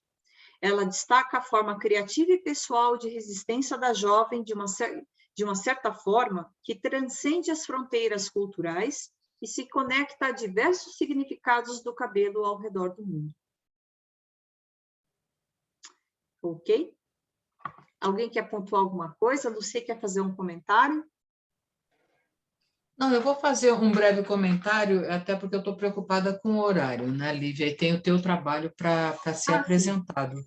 Então, assim, o que eu acho é que com a apresentação desse ensaio, né, deu para que vocês compreendessem, assim, todo o processo, né, de você pensar, produzir, enfim, difundir o teu trabalho, né, chegar, inclusive, em ser contemplado com um prêmio importante. Quer dizer, o que é importante nessa trajetória assim, é a percepção que o autor deve ter, né, de um tema que cause interesse. Né? Interesse em instituições, institutos, enfim, né? Inclusive num prêmio como esse, uma fundação que tem esse prêmio como, né, como mote maior. Então, eu acho que é legal também, né, antes de se aventurar aí num projeto autoral, que você pare, pense, analise temas do seu interesse. É claro que a gente sempre tem de partir daquilo que nos interessa, mas até onde aquilo que nos interessa pode também, né, ser interessante para um grupo maior de pessoas ou provocar uma reflexão, um processo de mudança, de transformação, e isso também é interessante a gente pensar, né? Então, o trabalho da Irina, eu acho que ele tem vários desdobramentos, né? De trazer toda essa questão do confinamento, mas não só, de pensar também como essas mulheres, meninas, não é, viveram essa experiência e trazer no cabelo, que é um objeto de fetiche feminino, não é? Que é muito simbólico para a mulher, né? Como é que é isso, como é lidar com isso nesse momento. Olha, então, né, ficou algo assim surreal, não é? Esses cabelões. Só lamento que não tenha nenhum cabelo black aí, porque seria também bem interessante, mas enfim. Mas é isso, sabe? Um trabalho assim, surpreendente. Sim, sim, enfim. Mas tem as particularidades culturais, né? Mas é isso mesmo, acho que a Lucy pontuou muito bem, Então, e por último, eu gostaria de mostrar aqui um trabalho do qual eu estou participando, e o Guilherme Lima, que está aqui presente, também está participando, né? Que foi uma convocatória que teve este ano, tá? Este ano e, enfim, foi até março deste ano, que é o projeto WOW, Worlds of Women, significa Mundos das Mulheres, que o objetivo ele é celebrar o universo feminino com um coletivo de artistas fotógrafos, ou seja, mostrar as mulheres nos mais diferentes contextos, né? Celebrar esse universo feminino. É um projeto organizado por instituições lá da Itália, tá? Associadas ao Dot Art e Exhibit Around, que ficam na cidade de Trieste, no norte da Itália. Esse projeto ele vai ser apresentado, vai ser inaugurado agora no final de outubro, né? No dia 27 de outubro, na cidade de Trieste, na Trieste Photo Days, é um festival de fotografia que tem várias exposições, enfim, esta será uma delas, né? Então, o projeto ele compreende uma exposição coletiva e um livro fotográfico. O livro tem mais de 600 páginas e tem 189 fotógrafos participando. E, inclusive, assim, o Guilherme e eu ficamos muito orgulhosos de representar o Brasil, né? Porque tem 6 brasileiros, né? Tem 6 fotógrafos brasileiros no livro, nós somos 2 deles. E você fala, poxa, mas e aí? Qual que é o caminho para eu participar de um trabalho desse e tal? Ó, só retomando, gente. Primeiro, você tem de praticar, você tem de estar atento ao que acontece no mundo, você tem de ter, para você ter um trabalho consistente, você tem de estar fazendo o trabalho. Então, é muito útil, por exemplo, você participar de grupos de estudo, você frequentar exposições, você está por dentro, mais por dentro do que acontece, né? E aí, também ficar de olho quando aparece uma convocatória, você vê se você tem um trabalho que pode interessar para aquela convocatória, entende? Que se encaixa naquele objetivo. Que, no caso, era um projeto sobre o universo feminino. Aí eu lembrei que eu tinha um trabalho, que eu fiz um registro durante mais de um ano sobre reuniões de círculos de mulheres, né?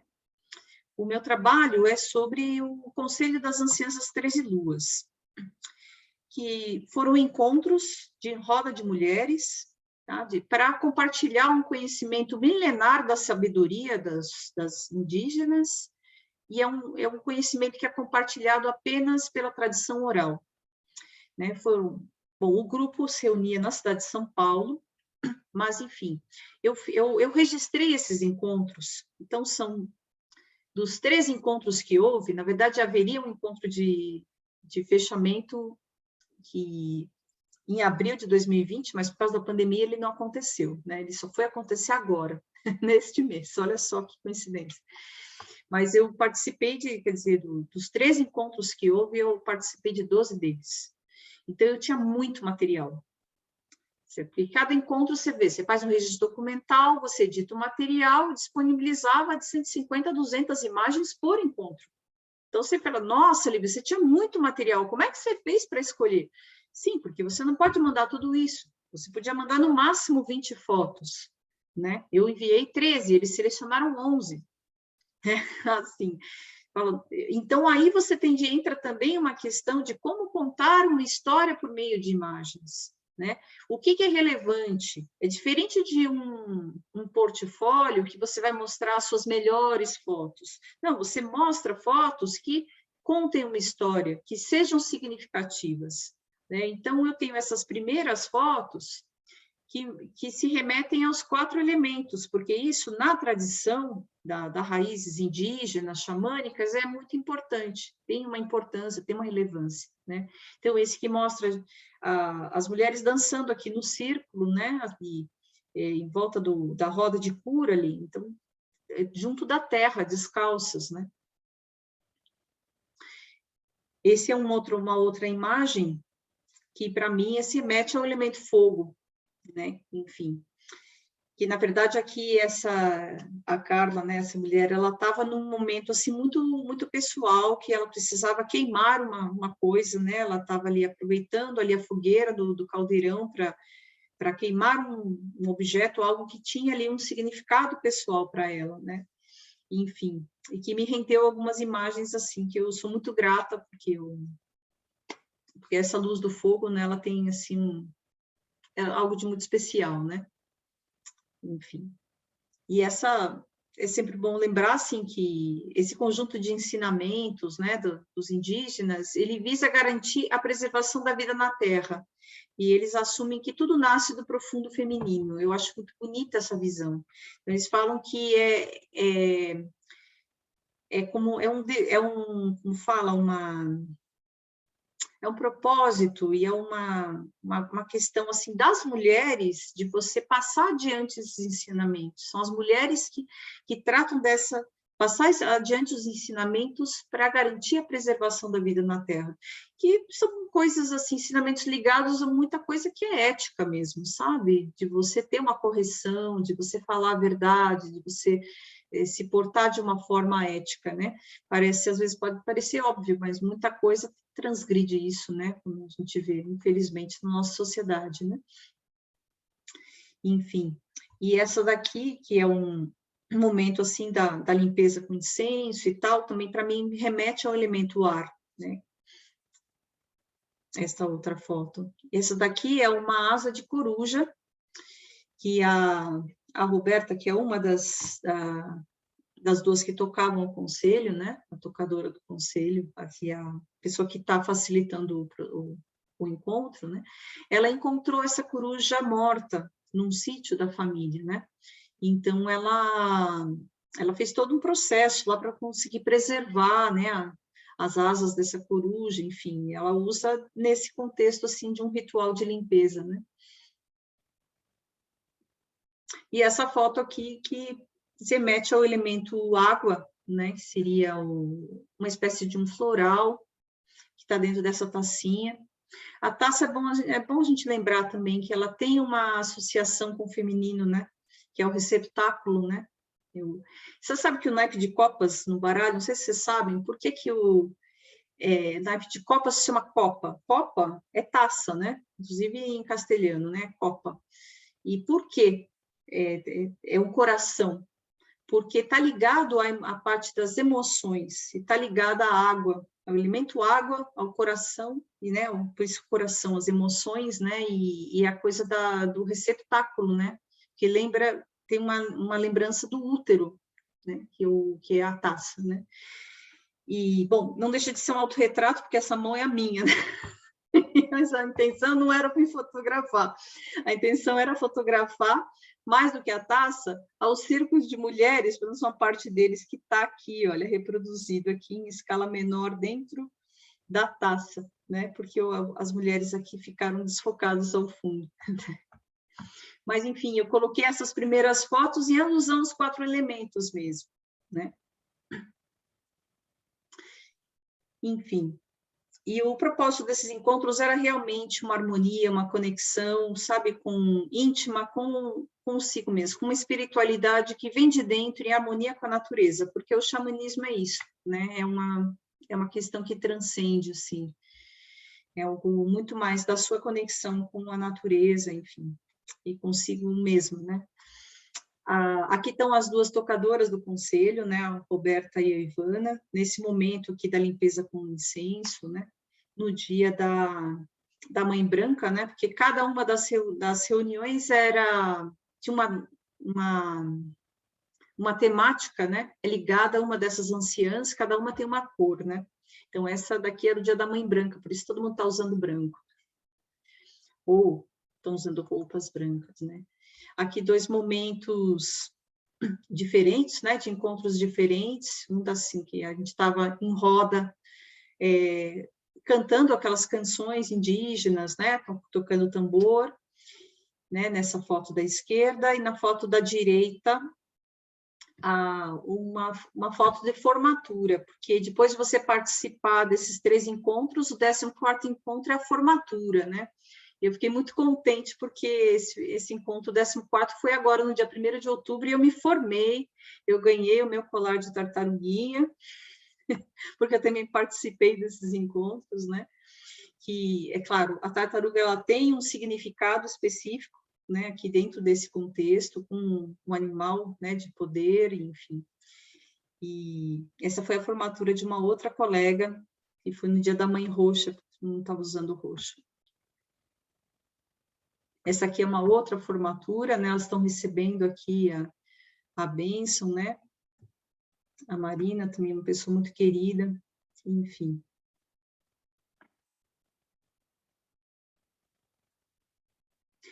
Aqui, a gente dançando e cantando em roda, lá naquele círculo, né, da roda de cura, feito com as pedras, né, que tem as 4 direções, quer dizer, tem uma série de simbolismos esses encontros, né. É essa roda aqui, a roda de cura, esse no dia da Mãe Vermelha, tinha bastante gente no dia da Mãe Vermelha. Enfim, tem todo um significado, assim, né? E aí eu fechei com esta imagem, que a Ivana estava defumando a sala, né? Sabe que o incenso, ele carrega esse significado, né, de limpeza e tal, em várias culturas, né? Não só nos indígenas, mas também na cultura ocidental, você também tem esse hábito de incensar, né, os locais, né, enfim, pessoas como uma limpeza, assim, áurica, né? E é uma foto que muitas pessoas poderiam dizer que é um erro, né, ou que tem um erro de exposição, né? Mas você vê como é relativo isso, né? Assim, depende muito da intenção do que você quer expressar, né? Enfim, gente, a apresentação que eu tinha era esta, né? Agora sim, a gente está aberto a perguntas, né? A gente ainda tem aí 15 minutos, né? Conseguimos dimensionar bem o nosso tempo, né? Sim, Ou a gente muito passou bom. 15 minutos? Não, a gente passou 15 minutos, né? A gente Não, mas passou um pouco. mas a gente está, né, tá assim, disponível para quem quiser fazer perguntas, né?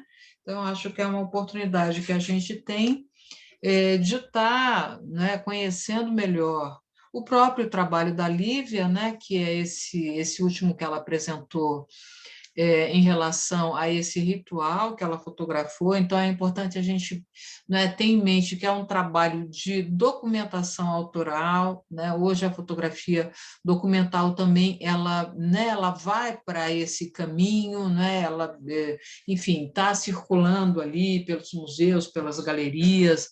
Então, tem uma questão interessante aí para a gente discutir também. Fora isso, assim, eu acho que a visão, né, que nos passa, né, esse trabalho é de ser um trabalho extremamente carregado de simbolismos, né? Então, as próprias imagens, né, quando ela detalha aquela da taça, né, do copo, tal, da copa, né, enfim, é uma imagem, assim, além de belíssima, né, ela é carregada, assim, do simbolismo que sintetiza a própria questão do feminino. Né? E interessante como ela também, não é? Ela vai trazer essa discussão da própria estética, do uso da linguagem muito muito apropriado, né? Quando ela faz esse jogo do dentro, do fora, do que é o extracampo, do que é o campo, né? Do que é o foco, do que é o desfoque, né? O que contém esse copo, né? O que está dentro, o que está fora, né? E toda a simbologia que ela já explicou aí em relação a esse, né, ao profundo feminino, né, desse simbolismo do copo, da concha, da água, né? Então, todas essas questões remetem, né, à simbologia feminina. Então, eu acho que é importante, quando você vai fazer um trabalho como esse, também pesquisar, não é? Do que eu estou falando? É do feminino, então vem cá, o que é o feminino? Como eu represento isso? Quais são, né, as questões que mais, não podem ser potentes para a minha representação, né? E, é claro, o domínio da linguagem. Então, você vê que aqui, né, a gente tem nesse primeiro plano essa luz, né, tão brilhante, né, desse amarelo dourado, né, que já tem toda uma, né, uma relação, né, esse dourado com a própria questão do poder, né, e por um outro lado, no fundo, ela tem, né, então, essa coisa esmaecida, esse desfoque que você tenta identificar, né, essas pessoas, e que, na verdade, elas são permeadas por uma imaterialidade, né? E a imaterialidade, por sua vez, também pode nos trazer conexões com esse espiritual, né, com todas essas questões que fazem parte dessa narrativa, assim como a imagem do incenso, né, que aquela personagem, e que ela por si só já é imaterial, né, a última, Lívia, aquela do... essa que ela por si só já é imaterial, puxa, você olha o que é, né? Será que é um duende? Será, né? Tem algo de fantasmagórico aí.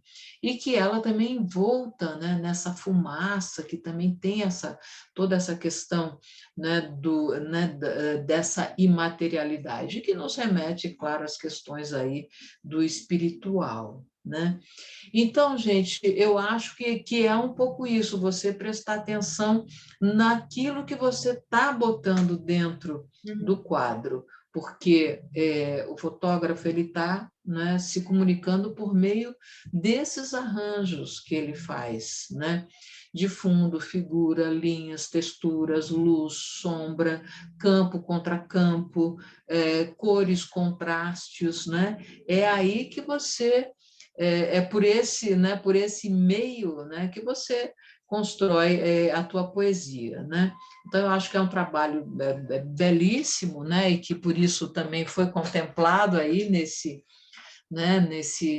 prêmio, nessa convocatória, né, que é super importante, e está de parabéns, né, a Lívia, por essa apresentação, por essa temática, enfim, né, pela produção desse trabalho autoral, né? Então, eu acho que é um trabalho muito bacana. Muito obrigada pelas suas palavras e ponderações aqui acerca do meu trabalho, eu agradeço muitíssimo.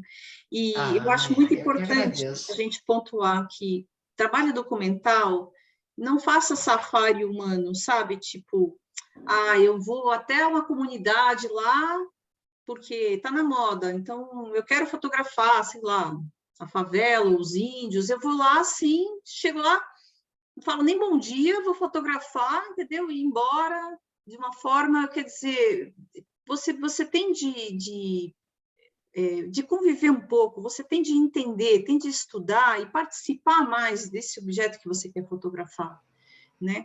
Eu acho que isso é que faz a diferença de um trabalho ter um algo mais, sabe?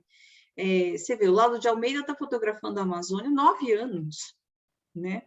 E, enfim, o Sebastião Salgado também, ele vai para essas incursões de fotografia autoral, ele fica muito tempo, ele fica um grande período ali até poder se aclimatar. Até para fotografar uma tartaruga, ele teve uma atitude de respeito, sabe? Ele se agachou no chão, deitou no chão e foi se arrastando pertinho para chegar perto dela, sabe?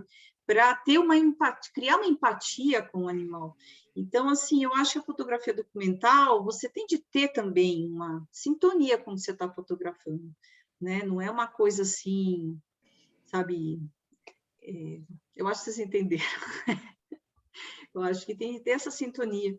E, Lúcia, assim, lhe agradeço muito pelas suas pontuações, muito obrigada. Eu Eu que gostaria de... agradeço, Meus foi um contatos, prazer. obrigada. Também escrevi no chat, tá? Para facilitar. Gente, quem se interessar, eu tenho um grupo de mentoria online, tá? Que acontece nas noites de segunda-feira.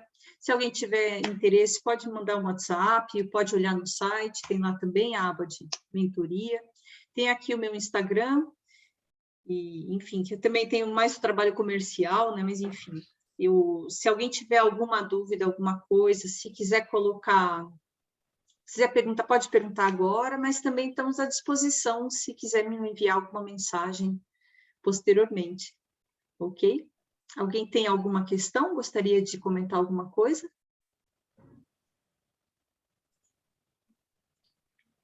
Bom, então, gente, alguém quer falar alguma coisa?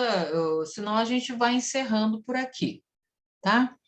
Eu gostaria de agradecer, não é, a Lívia por essa palestra, não é, essa explanação tão interessante de um tema extremamente caro, né, extremamente atual, importante para todos nós, né?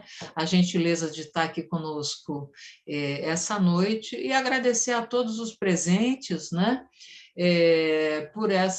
Por compartilhar conosco também o interesse nesse tema. Muito grata, um beijo e até a próxima, Lívia. Muito obrigada a todos vocês. Obrigada, Luci. Muito obrigada a vocês. Espero que tenham aproveitado. Viu? Obrigada, Ótima noite a gente. Até todos. lá. Até. Obrigada. Tchau, tchau. Boa noite.